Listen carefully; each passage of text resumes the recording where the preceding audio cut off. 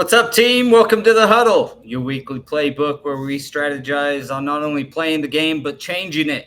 From mastering the fundamentals of the craft to distinguishing yourselves in the marketplace. We're here to give the installer a voice and ensure you're equipped with everything you need. Let's band together and forge a new legacy in flooring. This is where you belong. Welcome to the team. What's up? What's up, Mr. Daniel? What's up? My brother just texted and said he's not going to make it. He's over picking up his son. He's got a all-star game today that starts pretty soon here, and he's running into horrible signal and stuff like that. So, All right. as we all know, we would rather not have him on here than to have him all breaking up and stuff. Yeah, being like a Doing the robot. robot. Well, today, I would say with me, as always, Mr. Daniel Gonzalez. Hey. Jose is often driving around in a truck, and so we'll miss him today. But we have the first episode of the Blue Collar Cruise.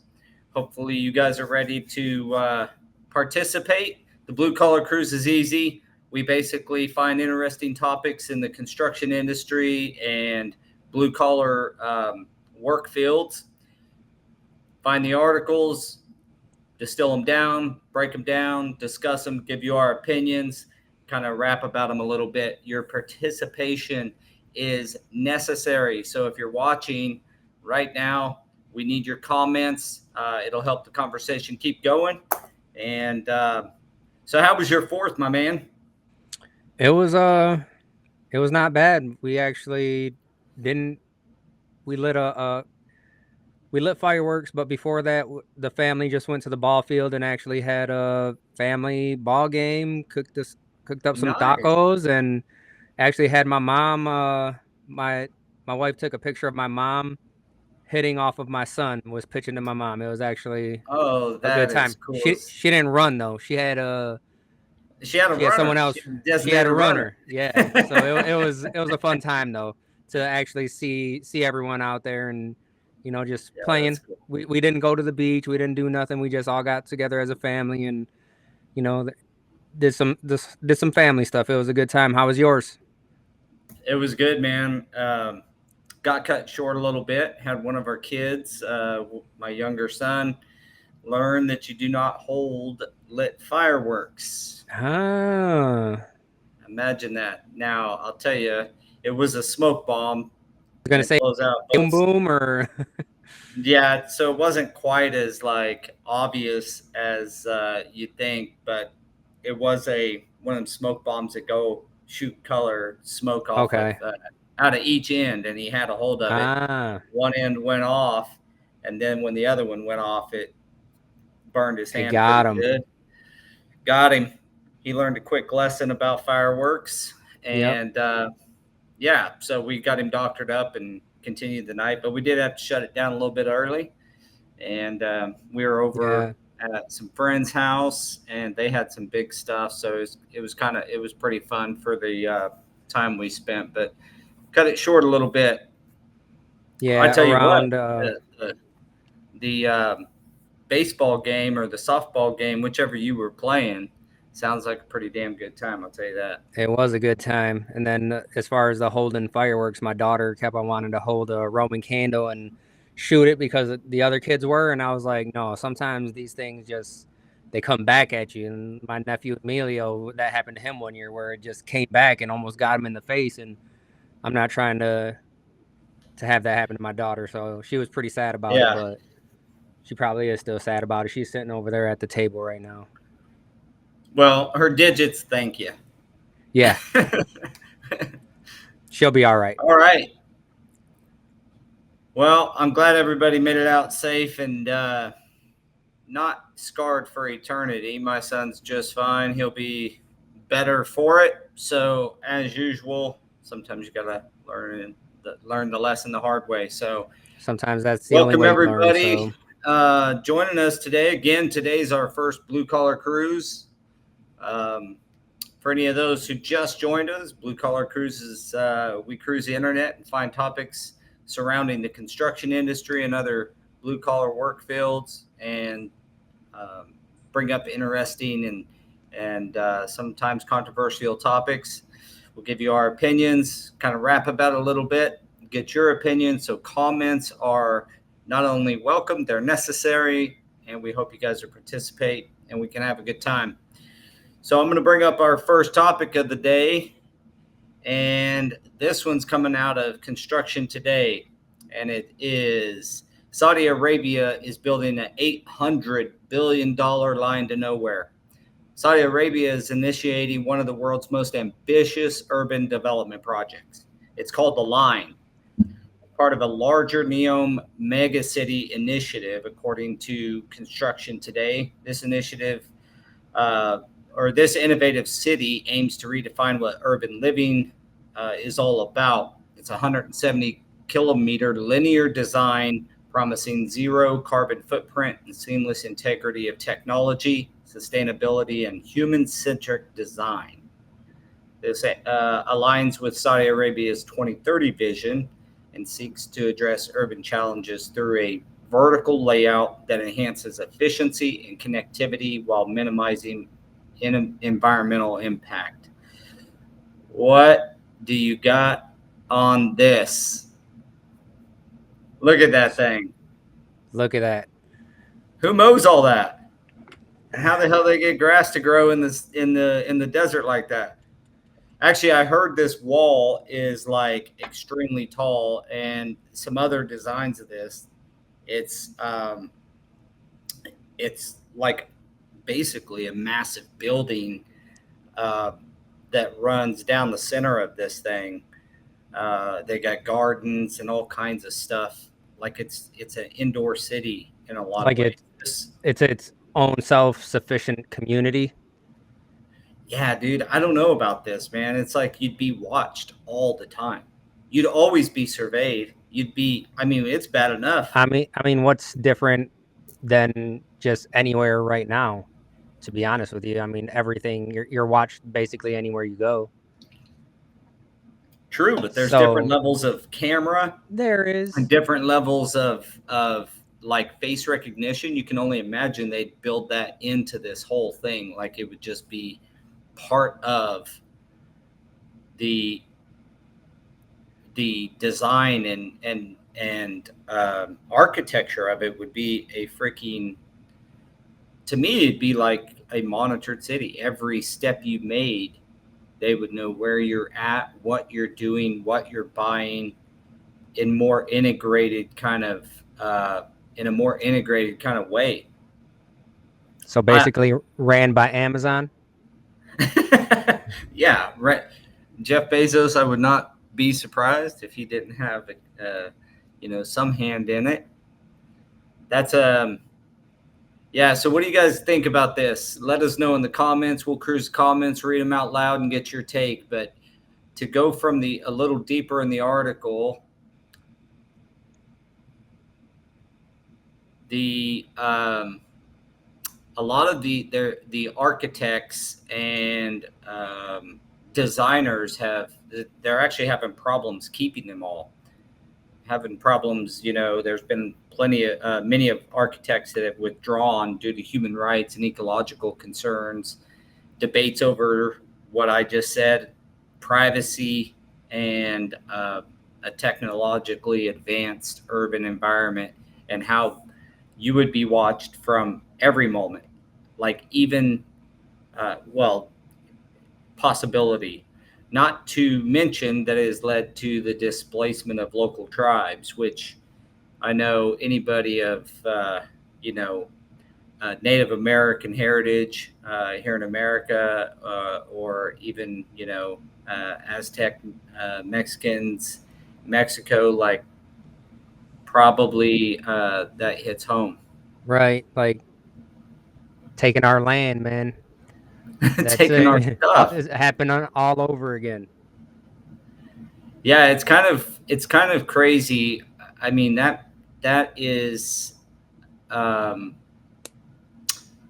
massive development. You think about 800 billion, and yeah, it would be displacing, if you just, from the rendering there, and I'm not sure if that's an actual rendering of the of the Like, overall design, or if that's one of the options. But the footprint of that thing being 170 kilometers, you are building, and all this technology and infrastructure being, you know, part of that design. Like I said, I can see why they have problems with keeping people involved in this type of a project. One, the scale and the risk, kicking people, local tribes out of their native land. It sounds like. Um, but all that being said, the line remains a focal point of global attention, representing the complexities and aspirations of reimagining urban spaces in the 21st century. You want to talk about like design and all this stuff, like what, like in your house, try a smart house. This would be if you've ever been a smart city, basically, right? yeah, like Like everything you can tracking see everything. Like my wife and I went to Sam's Club over the weekend, and when we were checking out, you know how they used to you check out and they had, the scanner on your phone. So I'd scan everything, and then they'd have to scan my phone, and then they'd scan it, multiple things in the cart to make sure that I actually scanned them. And now they have these things in there. You just push your cart through, and it's like AI stuff where it's automatically detected, and they don't have to scan anymore. It's what? just, yeah, it like It just automatically reads what's counts. in your thing. It reads how many things are in the cart. It automatically counts them. It scans the barcodes and everything. So God, I oh, mean, so when how you're thinking do you about have stuff like that, your like, credit card on file with yeah. So I still Sam's Club? scan everything in the app, and then I check out in the app, and then you just push your cart through, and there's still people standing there because it's a new technology. But it's like you just push it through, and they're like, "All right, keep on going," instead of having to scan, personally.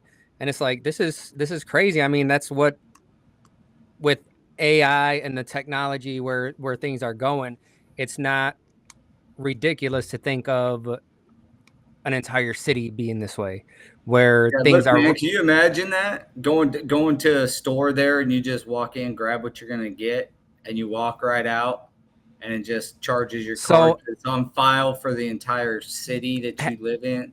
that's the thing, though. They have those in airports too, ran by Amazon.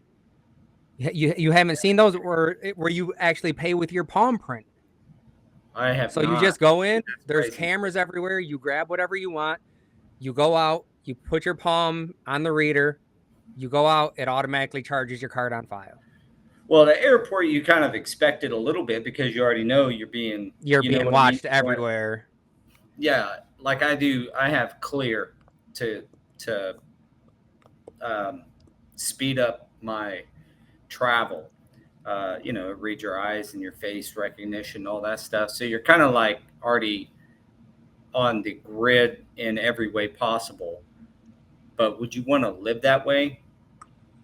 I think the only way to figure that out is to. I mean, I don't know about starting a community that big. Maybe starting like an apartment complex or something where it's you can start out small and then test it out. But an I don't know. This entire makes me think of that movie with Sylvester Stallone where he like gets frozen in time and he's a cop and he comes back as a cop in the future.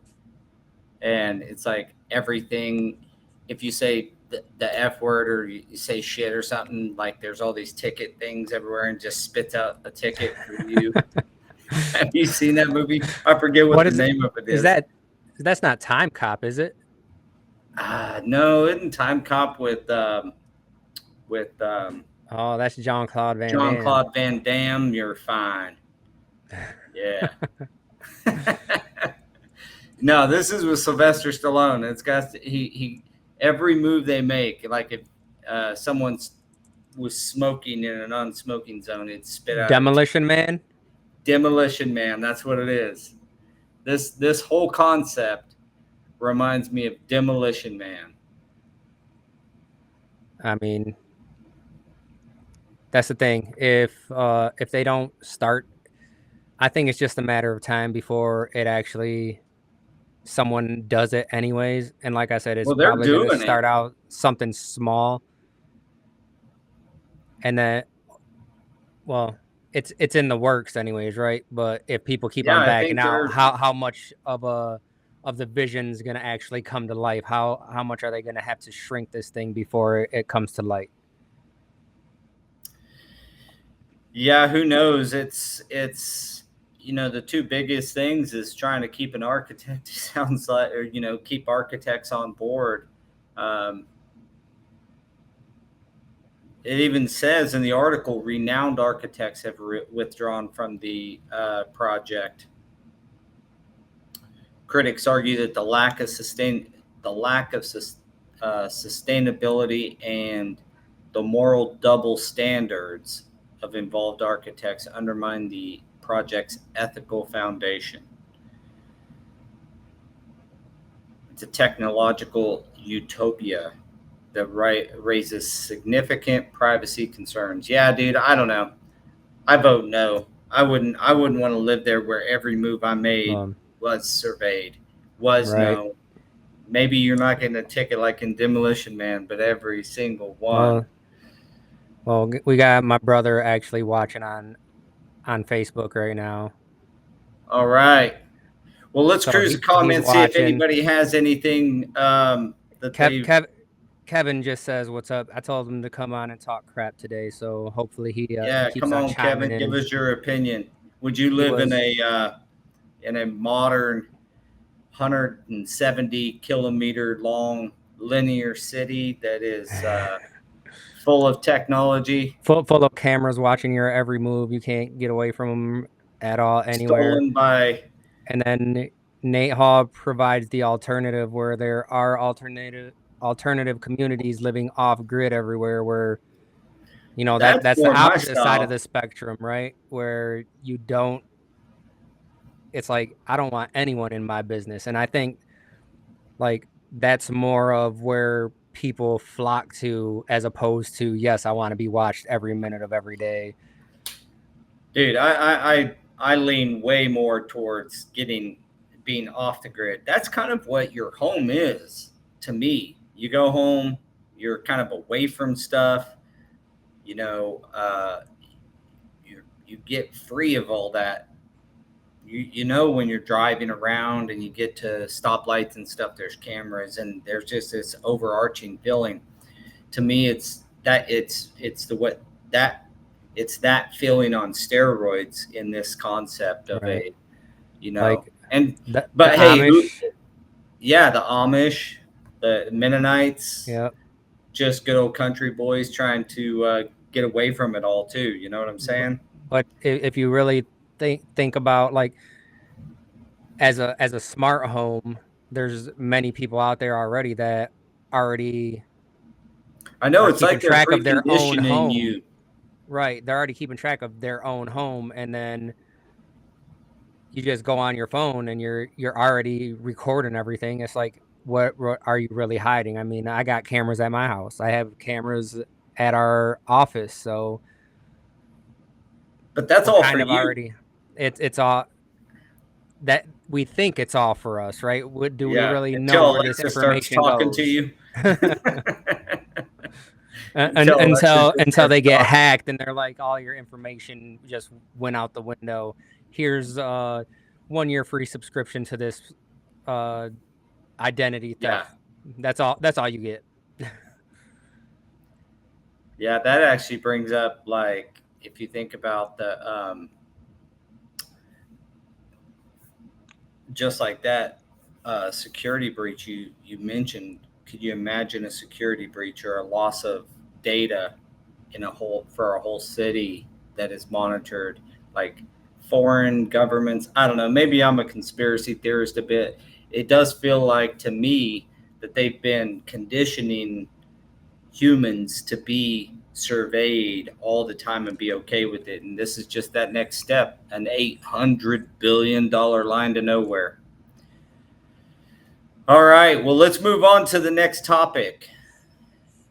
Next topic coming out of Construction Today: the new tallest building in America has been revealed. It's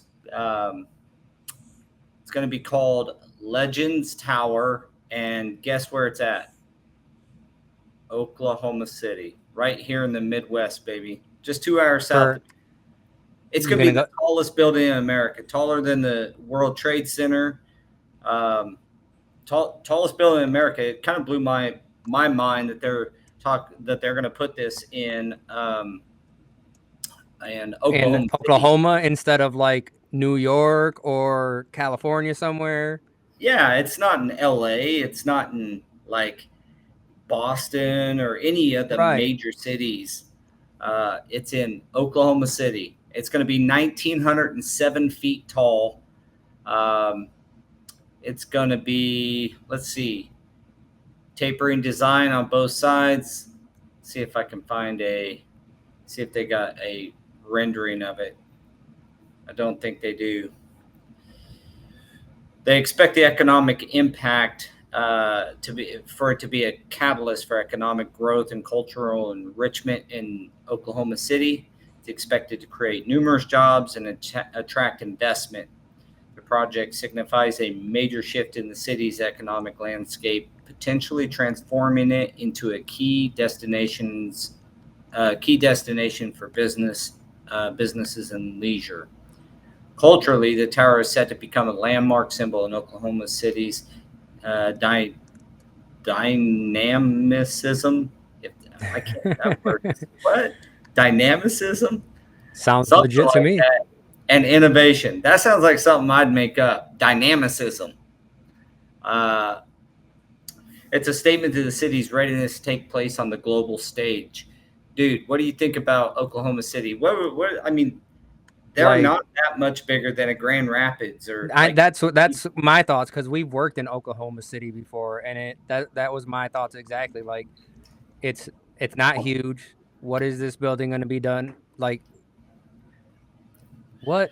Yeah, I wonder what they even did to, like, who thought of this. I know AO Architects in Madison, Madison Capital is spearheading the whole thing, but this could be that catalyst though, right? They built like kind of like that. If you build it, they will come. This could be that. All right, we're going to build this. We're going to get a bunch of people here, and then we're going to kind of expand off of it.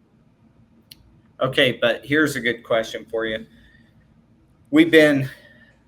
Is either last episode or the episode before, we were talking about the downturn in commercial real estate and all that. And in the midst of all this, they're going to build the nation, one of the world's tallest, by the way, 1,907 feet, but certainly the tallest building in America. It's going to have a luxury hotel, a bunch of residential units, retail spaces, and it's going to be over 2 million square feet. Well, you think of 2 million square feet in one building. We talk about high-rise building. We talk about commercial spaces, like, and I think what we were talking about primarily was like office spaces and shared office spaces, stuff like that. But when you're talking about stuff like this is kind of what's been more booming lately, is the mixed use stuff, right? Where almost kind of like what we were just talking about, where it can be its own community, where you'll have one building, they can live there, they'll have hotels there, restaurants, and then, I mean, basically you're almost looking at like them building a resort that people can go to. Yeah, I feel like, that sounds like one of the things they're trying to do is attract more, more people, more tourists, right? Become a better tourist destination. And businesses. I think one of the biggest questions is are you going to be bidding this? Well, maybe a floor. Just the restrooms on a job like that. Right. Like the 4 restrooms and the shell, as they call it, in a new office building. That's probably a 5, 10, 15, who knows, $1 million worth of tile. If you think of the bathrooms alone in that sucker. Yep. Would you bid it? I would bid one bathroom. I'd bid the first floor. I'd be the I, first floor. It might be $1 million right there. so the That would just be a fun job to everyone be start looking involved with, though, dude. for this project on Go Carrera. Yeah, look for 48 bathrooms spanning shit. It's probably more than that, 1,900 feet. Jeez, man, that's a massive building. They say that it's kind of the vertical growth because of the residential units and kind of like you said, the and that's hotel. the thing. It's probably like if you look at it in terms of like not even just phasing, but just different projects within the project itself, right? It's going to be this project and then this project and then this project, and it's going to be a Yeah, multi-year, dude, multi-phase thing. this thing would have restaurants and probably. I mean, 2 million square feet. Mm-hmm. I know developers that own that been around for a long time that have 2 million square feet under their entire portfolio. This is one. Right. I don't But know. It blew my mind that was in Oklahoma. I thought that was pretty freaking but interesting. it does make sense. Like when we're talking about attracting more people, let's get the tourists here. Over here in Grand Rapids, so our city's name is Grand Rapids. They got rid of the rapids in the Grand River years ago. They built dams, got rid of them. Now they're talking about restoring the rapids. It's this whole project that they got going on. So within Oh, this really? restoring the rapids project, they're building new things along the Grand River. So they're building a new soccer stadium, a new amphitheater. They're relocating the city services.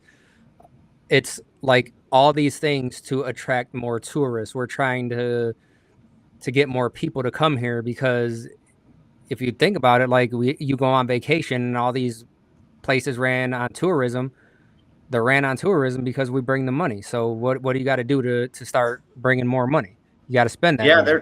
they're trying to do it. And Oklahoma City's done a lot of other things. They got rapids. To your point, they've got like race tracks and things for you to go drive. Exotic cars. They've done a lot down in Oklahoma City, and they say that these buildings are symbols of ambition, innovation, and ever evolving American dream. They also mentioned in the article that they want to start building up and not out in major cities, and so maybe there's a bit about that. I don't know. I think it's a pretty freaking cool thing to be going on here in the Midwest, and I mean, you said it's only what, a couple hours away from you? yeah, it's 2 hours south, straight down I-35, straight out of Wichita. Boom. We'll see what kind of impact it has there in the local city. Anybody's that's in some of these major cities in the audience, let us know what your city's building. That's pretty cool. All right, we're gonna keep cruising. Next topic. There's 9 ways that AI. This is out of Tech News.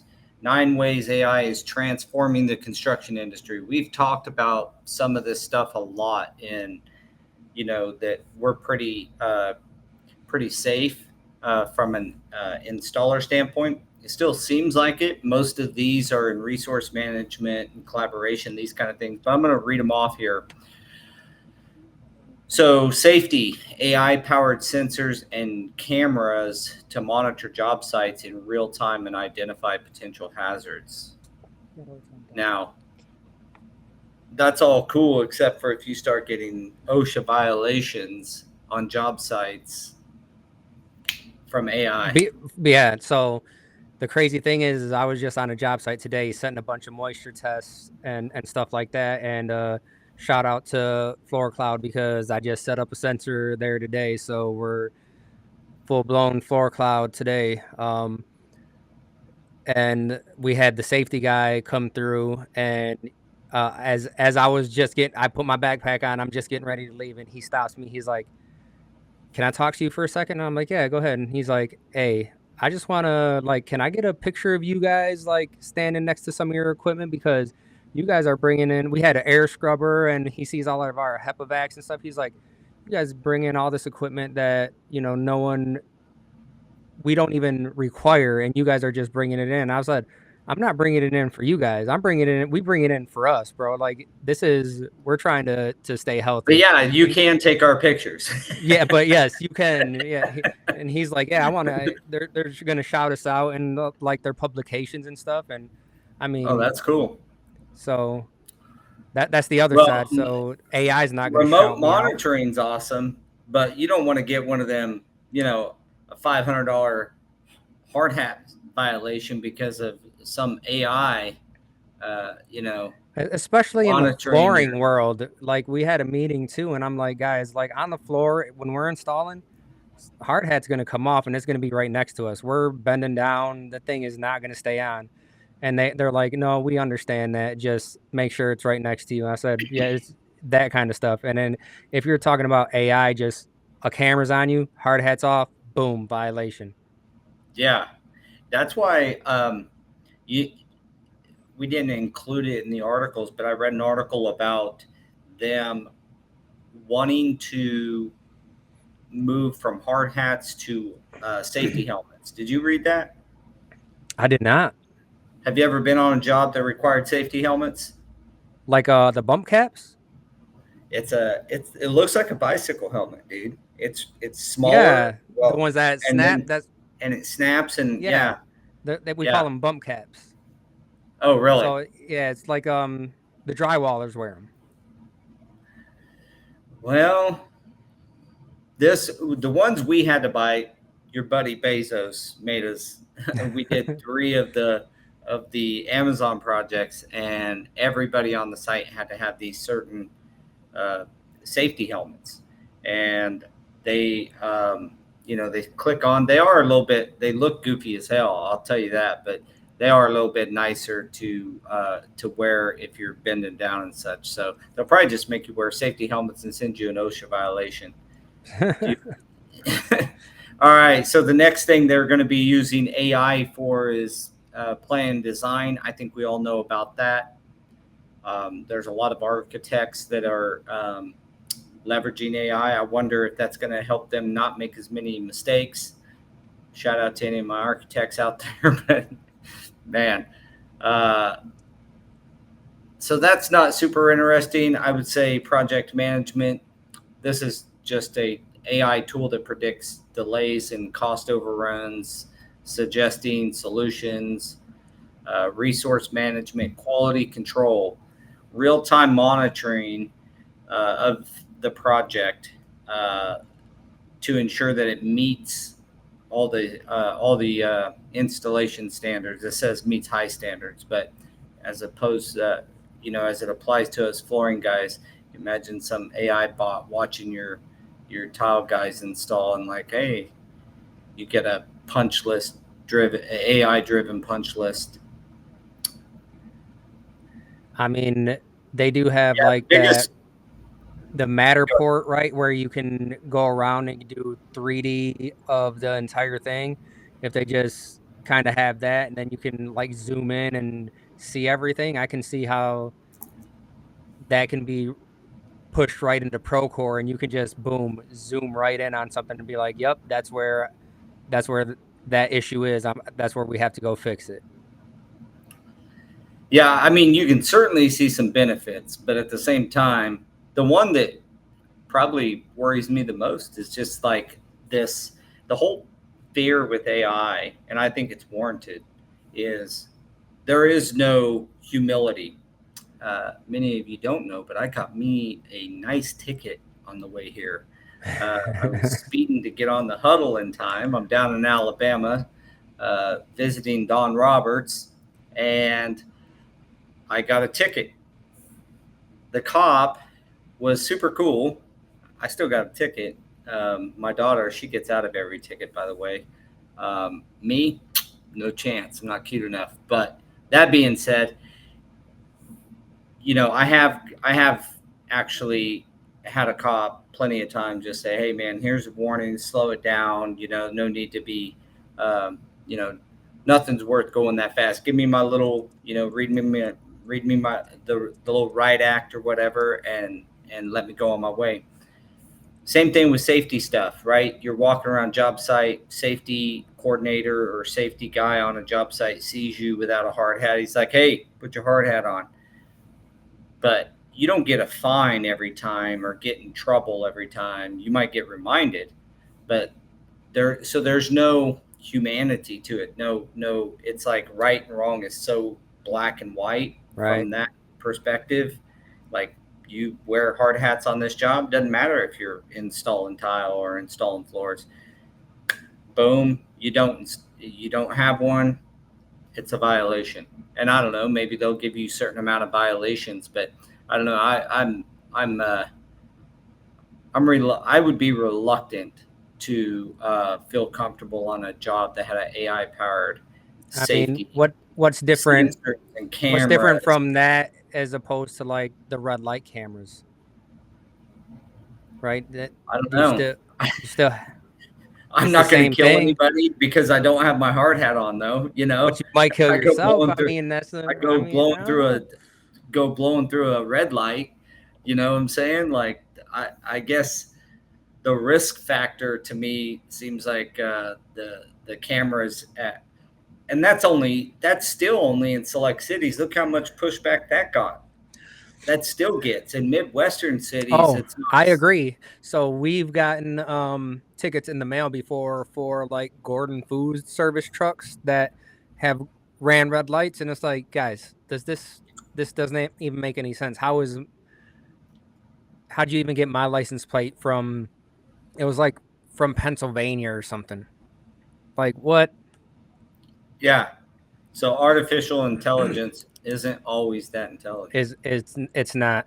And then like Nate Haw has a comment right here, and he says that it's a huge drain on the electric grid. But I don't know. I don't have the data for that. We don't have the data for that. I can imagine. I mean, it's powered by electricity, so it only makes sense. I don't have and plus, yeah, it may be, but I'm sure there's other ways that it saves. I think the overarching, like this overlord that doesn't have any humility or humanity to it is what I don't like about the whole AI conversation. And this is just bringing it to light that it looks like this is going to, I mean, these are technologies being lit or used right now, like right now. And so maybe coming to a job site near you, shout out to all the residential guys. They probably won't put them on every residential job, but if you're in commercial, big projects where safety is always watched by OSHA, we've had OSHA, like visit our jobs. So that's a conversation too, because we talked about having the cameras on you in the residential, you know, that we already the first portion that we talked about, and then already having cameras in our own homes, and then now you're talking about residential guys in construction. But there's plenty of times on like the Facebook groups where guys are like, people have cameras in their house. I would never work in somewhere where someone's trying to record me. Yeah. Well, I don't know the answer. I'll tell you, I don't like it. I can tell you that. I don't like being this feeling like it makes you feel like a kid with overlord parents, those, like a helicopter parent that's pointing out everything you do wrong. Like, am I going to get awards for not doing anything wrong, for doing everything right? And that goes into that whole social credit score that both on that project we were talking about, Saudi Arabia, they discussed that, and the Chinese having social credit scores. And you imagine you'd have like if your score fell below a certain amount because of whatever, that you can't be on the job site or something. I don't know. I don't like where it's going. That's just me. No, and I get that on residential job sites because like homeowners are a lot more particular, but we did a lot of work in hospitals, so we were always watched anyways. So we always had to watch what we were doing regardless. Yeah, we're you guys are a lot like us. We work on a lot of those same types of projects, like hospitals and stuff, and you're being watched pretty close. But this seems like 10 levels deeper. You imagine, how they do ICRA like units to go into a if you're doing a like we did a surgery center and they built a Yep. ICRA containment spot for when you come out of the job site, you go into this ICRA room, you got to vacuum yourself off, wash your hands, get on, clean your feet, Yep. all this Remove the stuff. scrubs. Yeah. You imagine like every step you take would be monitored. And maybe it has its upsides from a safety standpoint. People probably wouldn't be getting hurt as much, make construction a lot safer. But I personally, just like speeding, I'm willing to get the ticket. I don't want the overlords watching me. Right. I mean, we've even gotten pushed back to the point where our app that we use to clock in and clock out records your location when you clock in and clock out. So Yeah, there's been people that have not. They were like, I'm not working for you guys because I'm not using this app. I was like, all right then. Like, we got hella pushback when we implemented exact time at our office. It's been 8 years ago probably, and we had a guy that he was from California. His name was Gary. Really good dude. I love the crap out of him, but he was like so against it. He was like, I'm not doing this thing. I can handwrite my stuff. You don't trust me. I'm like, it ain't got nothing to do with trust. It's about ease. And see, that's how you get like inched into it and accustomed to it. I'm part of the problem. Sorry, guys. I mean, is that All part right. of there's different levels though, I think. I agree. But It just does. It's like when we were talking about Saudi Arabia's $800 billion linear city. There's levels to this thing, and it just you're being accustomed, gently moved into that. Where someday you'll be in a city. It's very possible you'll be in a city where every move you make is watch. I'm gonna be with Nate Hall out in the woods somewhere, like off living off grid. grid, making your own flooring out of the trees out there. Yeah. I'm gonna give me a sawmill. I'm gonna do it right, baby. All right. So last topic of the day is something that hit home with me, and I think is one of the deals that I hear a lot in our flooring. Both, I mean, I have it in me when I get a contract or I do something. I sign the contract. I made the deal, and I also see this a lot in with our flooring installers, and it's how to love the deal you cut. So this is from Construction Dive, and a guy named Chad Prinkley of Well Build Construction, he consultants. He's the CEO there. Delivered a compelling analysis of the pitfalls of of construction negotiations and how imperative it is for contractors to reframe their approach to deal making. Drawing on his extensive industry expertise, he asserts that many contractors harbor resentment after they've made a deal. They agreed to it, and this is particularly when you have competitive bidding, that drives down your profits, and you still want that, $500,000 job or something. I'm sure you've been there. I know we have, where it's like, man, I'm down to XYZ percent, but it's a $500,000 job. It's going to keep guys, it's like a staple project for you. And, like Brinkley said, he acknowledges the challenges of that dichotomy where profit margins lag, are the one side of the scale you're losing, but on the other side of the scale, you still kind of want the job. You still want a project. And maybe you can find some ways to increase profit margins later. But what he said is in his I guess it was a survey or investigation, that most contractors harbor resentment towards clients, and what he's aiming to do is avoid those conflicts that will ultimately result in damaging reputation. So he advocates for a paradigm shift in mindset that if you make the deal, embrace the deals you negotiate. So I know you've been there. I've been there. What's your take on this? You have those projects where you're looking at the numbers, and it's getting into crunch time when you're like, this is due in an hour, and you're going over everything and everything looks good, and you're like, I gotta do something, man, because I really want this job. So let me start tweaking. Let me see where I can start cutting these percentages.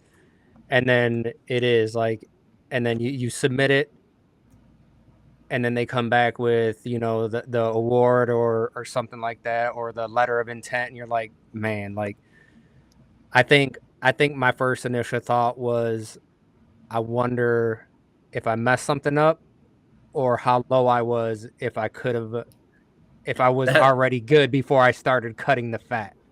I know it's that old saying, like once you get awarded a job in a competitive bid process, you're like, what I miss, I want to make it. What did I miss, or where did I miss what, or how much did I leave on the table?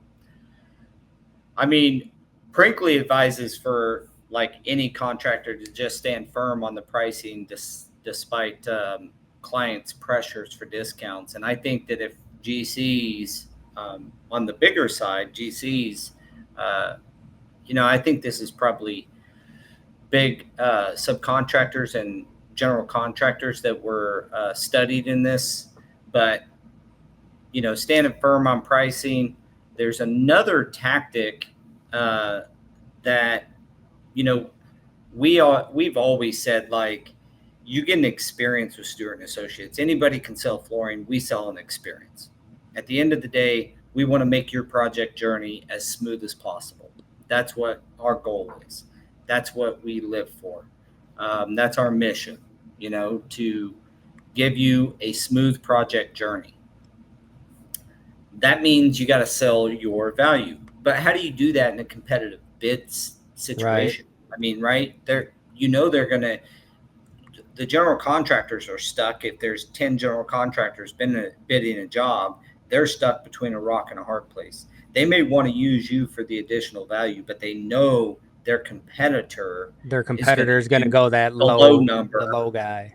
Yeah. And then, so if they don't use the lowest number, even though if they want to use you, they know that they may miss out on the entire project. And that just is a race to the bottom. We try to, we hard bid a lot of work. We also do a lot of negotiated projects. So that's really where we like to live. But, if you are in a hard bid scenario, I can understand their dichotomy. I just wonder why. Maybe I'll email this dude, because I wonder why he doesn't recommend to architects, building owners, and things to do the average bid process. And that is where the GC takes if you get 5 flooring bids, you add them up, divide it by 5, and whoever's closest to the average wins the project. Same with electrical contractors, everybody. Would costs go up?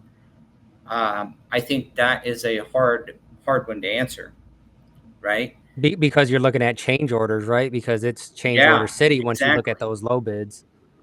That's what I'm getting at. Like, you got change orders and these other things that come about, where if you were bidding a job just to do it right, knowing that low bid is not going to win, so there's no reason for you to be low bid. It's also no reason for you to fluff your bid, because high bid's not going to get it. It's going to be the average guy. So it's going to drive you to bid the job accurately with a profit margin that you feel is doable. there's no reason to even lower your profit margin down to the gutter like happens in the low bid market. It increases everybody's to me, it would increase everybody's professionalism. Um, you know, GCs could hold their subs even more accountable to being professional, to having the right equipment, to, going on job sites with Floor Cloud, setting Floor Cloud up on their projects, having HEPA vacs and all this stuff, Right. like have this higher level of expectation, even when the job was bid low bid or bid through a bid process. It just would not be low bid. It'd be negotiated. I wonder what old Brinkley's insights on that would be. Right. And I think like you're talking hard bid, especially when multiple GCs are bidding this. But a lot of the bids that we've been doing lately, we know who the GC, it's already an awarded GC. So it's already their project. We're just going in there and bidding it to them and they're picking, right?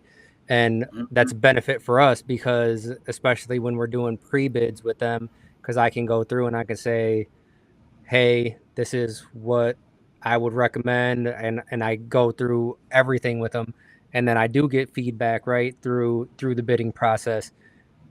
I go to them. I talk to the head of the technical department. This is what's supposed to be happening. They get back with me, and they're talking to the client. It's like they're going to bat for me because I'm giving them the most information that I can. Does it always work? No. That's kind of one of those. That's kind of a negotiated deal, or at least a select bidders deal, where you're bidding only against, only. Sorry, I see the comment come across that made me chuckle. But you're only bidding. You're not bidding against every flooring contractor, and that GC is not in that sticky situation between, right, if I choose the low bid, I'm not going to get the bid. That's why I love design build and those types of jobs, or construction management, CM at risk type projects, because it's that GC or the CM at risk that is just evaluating the bids, trying to get the best value for the customer. Now they still have to be, competitive. They share all their numbers. But we've been in the position where a GC goes in and is like, here's our low bid, but here's number two who we actually recommend. And they'll recommend, whichever bid they decide to recommend.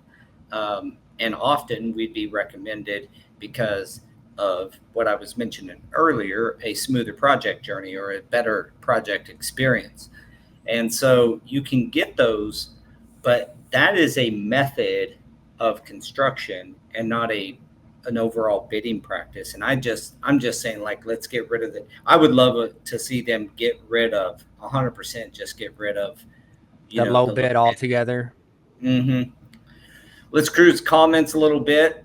I know that Nate had a comment about AI programmed to win bids. I'm pretty sure there's probably something in the works to have. There's already AI takeoffs and job costing. I heard that there's some large material suppliers or material aggregators. Maybe, I don't know if Material Bank's involved, but something like Material Bank, if you're familiar with them, where they have all that stuff, and an AI basically draws up the estimate. You just tell it the profit margin, it gets the cost for you, everything. I know that that's in the works. I've talked to some people, even in flooring. I've talked to some people that are that own estimating companies, and in fact, she does like a panel at a lot of the conventions about AI and technology in construction, and in our industry in particular, in flooring. So yeah, there's probably some of that coming along. You certainly, to me, the whole thing Chad Brinkley is trying to get across here is that don't be sour over a deal that you made, and leverage yourself on relationships. And that would be my best advice to anybody. The installers out there, if you own a labor shop, and you got a bunch of guys, love the deal you make, and sell your service, sell your journey, sell your project, the experience that you provide with the project, be easy to work with, that kind of thing, build those relationships. And but it's hard to do when we're talking about driving bids down to the lowest dollar, right? So Well, yeah, and that's the relationships is key because on one of these projects that I just bid and walking around with the project manager and stuff like that, and he's like, I'm like, I always ask who else is bidding this project, and they give me the list, and I'm like, how are you feeling about these guys right now? And they're honest with me. They're like, we are not happy with a lot of these people right now, and they go through the list of why they're not happy. And I'll be honest with them, it's like, yeah, and I think, and I asked them, I'm like, how do you guys feel with us? And they're like, oh, we love working with you guys. It's just sometimes that number is mhm. where it falls, right? And it's like, but you know what you get with that number.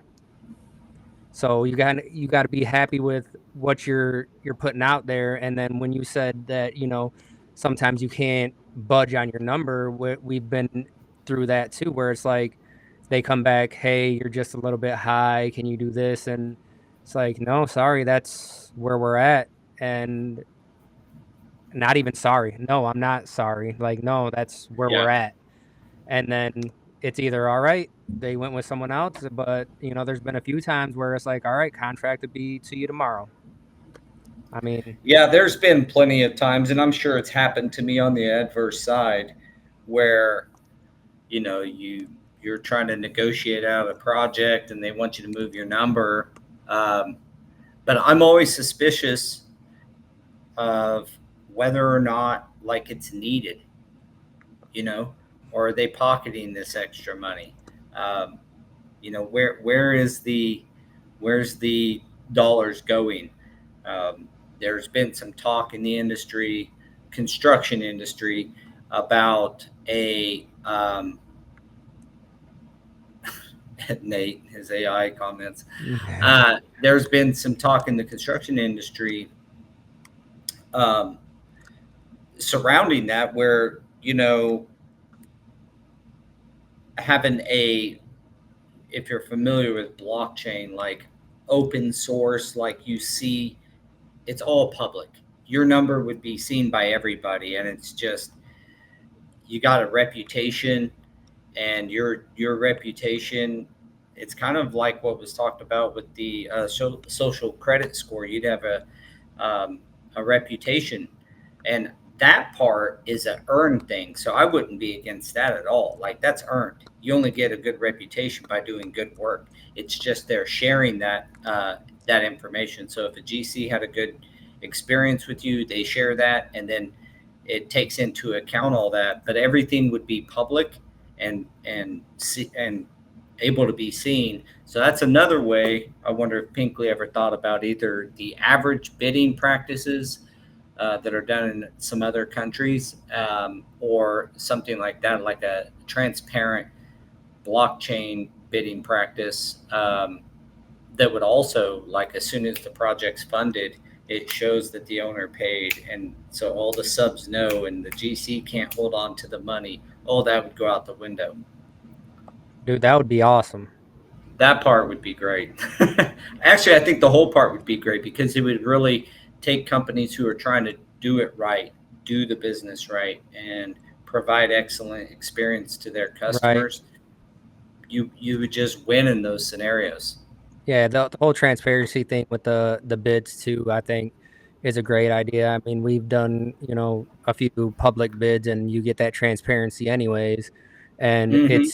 it's huge when you know exactly where your numbers fall, because you're like, okay, there's $20,000 between us and the low bid, and we came in second. So either they missed something or something's going on Or there. your labor's a little higher, or you got, it's either your labor cost, your material costs, or your markup. That's the only three things, right? And so either your labor is a little more expensive, you didn't get as good pricing which if you sell a lot, you typically do. And if you're good at building relationships with your vendors, you'll get good pricing. And then on the other side of that, you got your markup, and any one of those factors can come in and play along. All right. Well, it's time to stop. I didn't even realize it is 4 We've been o'clock. an hour in already. We got through 3 topics in the Blue Collar Cruise. I hope you guys enjoyed that. We're going to find the most the coolest topics around. Again, just to recap, we did, Saudi Arabia is building an 800 million. Sorry, that wouldn't even put your ass in. $800 billion city, linear city, the tallest building in America is now going to be housed in Oklahoma City, just a couple hours south of the old Wichita Boys here. And another cool thing, love the deal that you make, and be aware if you see a bunch of cameras on a job, be aware of the AI safety overlords coming to a city near you, it sounds like. So thank you for your participation in the audience. Would love to have more. Hope you enjoyed the content. If you did, give us a like, subscribe, go watch us on YouTube, make a comment there. Whether you like it or you don't, just let us know. And if you have any comments that you would or topics that you find interesting, go ahead and share them with us. And one last thing is, remember, we're coming up on, convention time for CFI's convention down in Orlando. Right around the corner. Before you know it, Tice will be going again in Las Vegas in January. And the installation competition, like they got all the regionals coming up, so make sure. Make sure if you're not gonna participate in the competition, recommend someone. Yeah, man, like get someone out there to do this. We need some new blood in these things. I mean, it was great seeing people that have never been in it before, especially the 2 winners last year. It's my first time seeing them out there. It was amazing. Yeah. Like, let's get some new blood out here. Let's start doing some new studs thing out there. There's a lot of you guys that are good installers that watch this show. You wouldn't be watching it probably if you weren't a good installer. Get out there, recommend somebody, talk someone into, do a Crystal, do a Jose and Daniel, and like they did Crystal and put her in. Get somebody in the competitions. We'd love to see some like Daniel said, some new blood in that thing. Seattle, Washington, like we're a month out, guys. So if you know someone in the area, sign them up. Yeah. Don't even tell them. Just be like, hey, I signed you up. You got to be here on this day. Let them know. Looks like all surfaces coming up in September in Chicago and Dalton at CFI training facility. I was just there. It's pretty friggin' awesome in October. So if you think you got the goods, or you know someone who does it, who wants to compete, get up there and do it. Let's go, Justin. And how about if you sign up for the Chicago date, I will try my best just to come and say hi, because that is only like 2.5 hours from me. Yeah, that'd be cool. Another little note here is, if you're in Orlando, if you're an installer there, like reach out. There's going to be some programs to get new blood into the convention. I hope that I think CFI will be sharing some news here in the near future. If you're in Orlando and you want to go to the show, reach out to me or to one of the guys. They'll get you in touch with me or Ashlyn, and it will be a chance for you to get to go experience the convention, go to the trade show, that kind of thing. Come check us out at our booth at Go Carrera. Daniel and Jose will be there. We'll be there. We'll all be there hanging out and having a good time. So hopefully we get to meet some of you guys in the near future. I hope you enjoyed the first episode of the Blue Collar Cruise. Let us know what we did good. Let us know where we can improve. We want this to we're going to do this on and on. every month, at least once a month, we're going to do a blue collar cruise. I like bringing out the new stuff, and I love research, so that's part of the deal. So thank you everybody for joining us. Thank you, Mr. Daniel, for going on this ride with me. It was fun. Appreciate you, Paul, and we'll see everyone else next week. All right, guys, we'll see you.